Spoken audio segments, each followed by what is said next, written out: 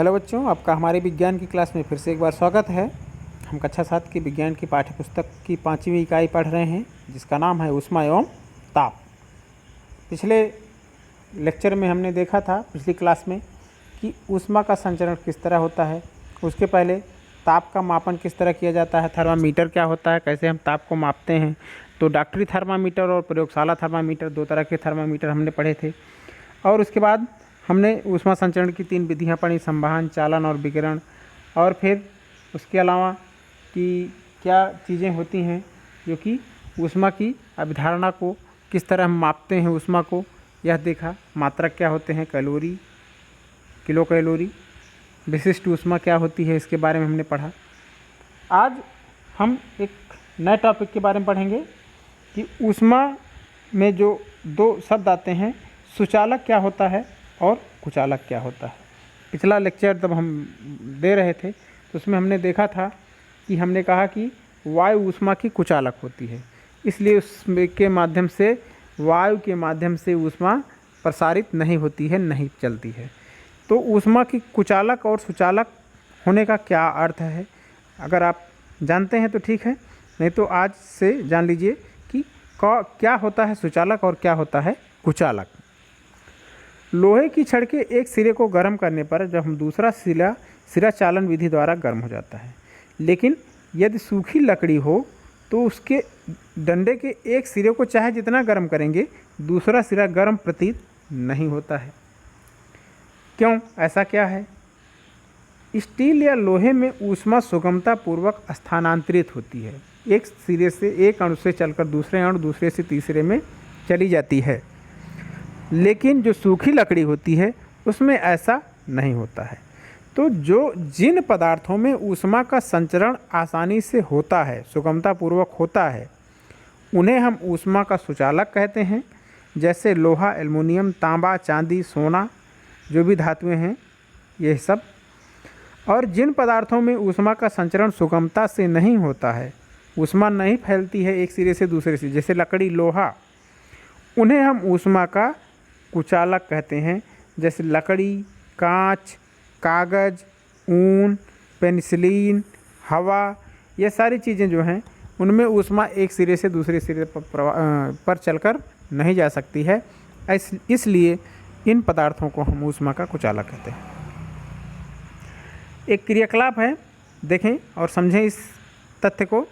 समान आकार एवं लंबाई की कांच एवं धातु की एक छड़ ले लें कि सुचालक कुचालक क्या होते हैं, इसको समझने के लिए दोनों छड़ों पर एक समान दूरी पर मोम की सहायता से ड्राइंग बोर्ड पर पिनें चिपका दें, पिन लगा दें दोनों पदार्थों के सिरे पर, दोनों छड़ों के सिरे पर, कांच की छड़ भी और धातु की छड़ भी।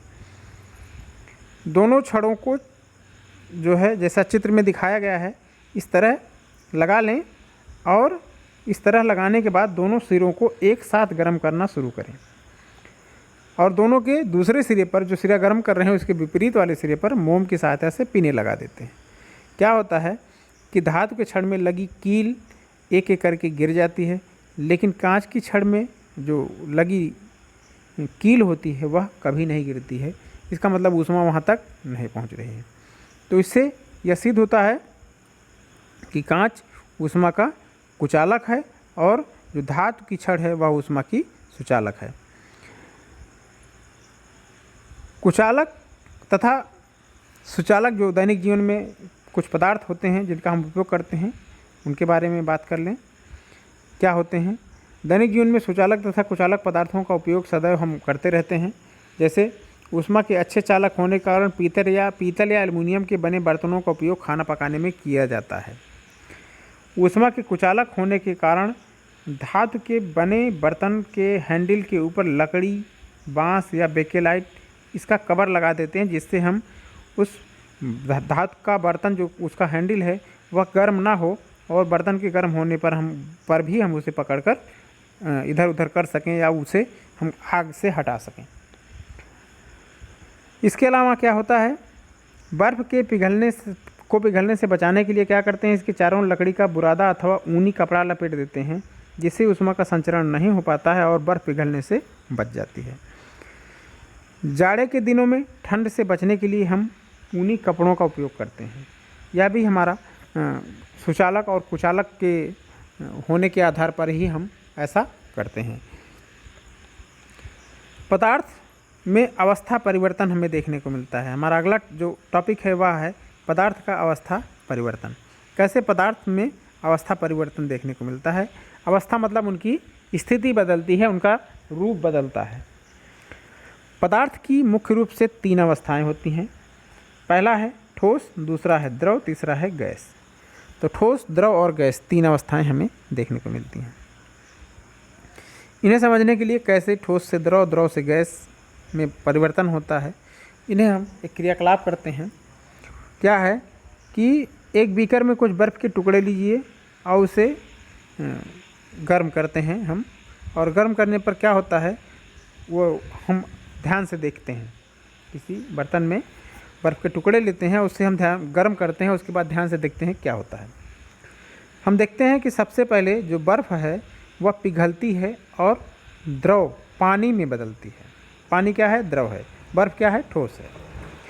और गर्म करते रहने पर पानी जो है वह भाप के रूप में, गैस के रूप में ऊपर उड़ता हुआ हमें दिखाई देने लगता है। तो जब किसी पदार्थ को हम ऊष्मा देते हैं तो उसकी अवस्था में परिवर्तन हमें दिखाई देता है। जैसे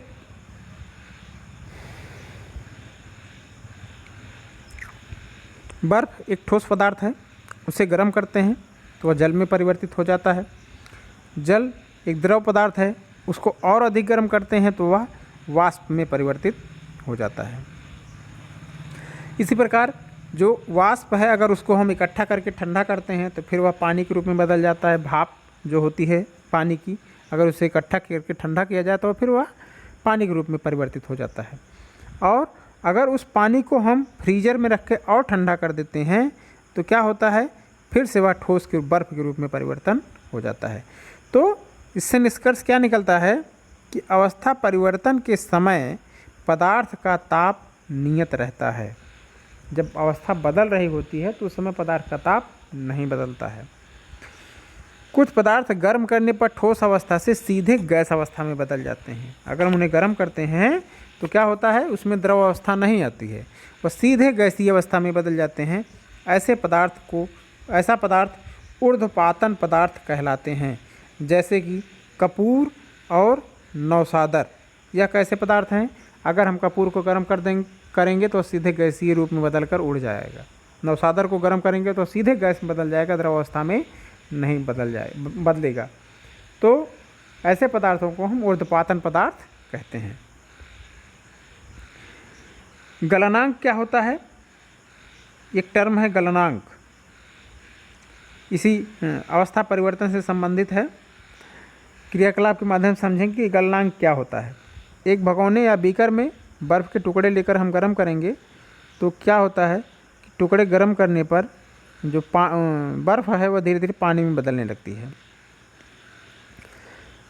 बर्फ़ का तापमान हम जानते हैं 0 डिग्री सेल्सियस होता है, और जो पानी शुरुआत में गर्म करने पर पिघल कर तैयार हुआ है उस पानी का भी तापमान 0 डिग्री सेल्सियस रहता है, जब तक कि पूरी बर्फ़ पिघलकर पानी में ना बदल जाए। ऐसा होता है।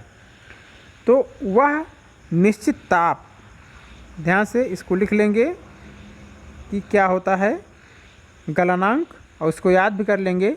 वह निश्चित ताप जिस पर कोई ठोस गर्म करने पर, वह तापमान जिस पर कोई ठोस पदार्थ गर्म करने पर द्रव अवस्था में बदलता है, उस पदार्थ का गलनांक कहलाता है। बर्फ़ का गलनांक क्या होता है? 0 डिग्री सेल्सियस होता है। इसे याद करके रखना है बच्चों, क्योंकि ये बार बार पूछा जाता है कि गलनांक किसे कहते हैं। तो गलनांक की अवधारणा क्लियर हो गई। दूसरा टर्म आता है क्वथनांक। क्वथनांक क्या होता है? हम उसी भगोने में जो है वह जो द्रव में बदल चुका है उसको और गर्म करते हैं, और पानी को और गर्म करने पर क्या होता है, थर्मामीटर उसमें लगाए हैं, तो जब वह 100 डिग्री सेल्सियस पर पहुंचता है तो वह धीरे धीरे जो पानी है वो भाप में बदलने लगता है। पानी नहीं रह जाता है, वह भाप में बदलने लगता है और पानी उबलने लगता है। 100 डिग्री सेल्सियस पर पानी को दी गई ऊष्मा पानी को जलवाष्प में बदल देती है, अर्थात द्रव को गैस अवस्था में बदल देती है। तो क्वथनांक की परिभाषा याद कर लें कि वह निश्चित ताप जिस पर कोई द्रव उबलता है और गैसीय अवस्था में बदलता है, वह तापमान जिस पर कोई द्रव उबलता है, खौलने लगता है और गैस की अवस्था में बदलने लगता है, वह उस द्रव का क्वथनांक कहलाता है, वह तापमान। तो हम देख रहे हैं कि पानी को किस तापमान पर वह गैस बदलने लगा, 100 डिग्री सेल्सियस पर। तो 100 डिग्री सेल्सियस पानी का क्वथनांक कहलाएगा। तो यह था आज का टॉपिक जो संबंधित था किससे, कि ऊष्मा के सुचालक और कुचालक क्या होते हैं, इन्हीं से संबंधित था। 2 टर्म की अवस्था परिवर्तन क्या होता है, दूसरा हमारा टॉपिक था। उसमें हमने देखा कि गलनांक क्या होता है और क्वथनांक क्या होता है, कैसे हम पदार्थ को जब ताप देते हैं तो उसकी अवस्था बदलती है, वह ठोस से द्रव, द्रव से गैस में जाता है। फिर जब उसे हम उसमें से ताप कम होता जाता है जैसे जैसे, तो वह फिर से गैस से द्रव, द्रव से ठोस में परिवर्तित हो सकता है, यह ताप पर निर्भर करता है। क्वथनांक पढ़ा हमने, गलनांक पढ़ा जिस तापमान पर कोई ठोस पदार्थ पिघलने लगता है, द्रव अवस्था में बदलने लगता है, वह उस पदार्थ का गलनांक कहलाता है। और जिस अवस्था पर पदार्थ उबलने लगता है, गैस अवस्था में बदलने लगता है, वह उस पदार्थ का क्वथनांक कहलाता है। तो यह था आज का क्लास, आज की लेक्चर। बेहतर तरीके से समझ में आया है। कोई भी चीज़ अगर आपको संदेह उत्पन्न करती है, नहीं समझ में आया है, तो फिर से हमसे कमेंट करके आप उसे पूछ सकते हैं। बाकी घर पर रहें, स्वस्थ रहें, पढ़ते रहें। हमारी बहुत बहुत शुभकामनाएँ।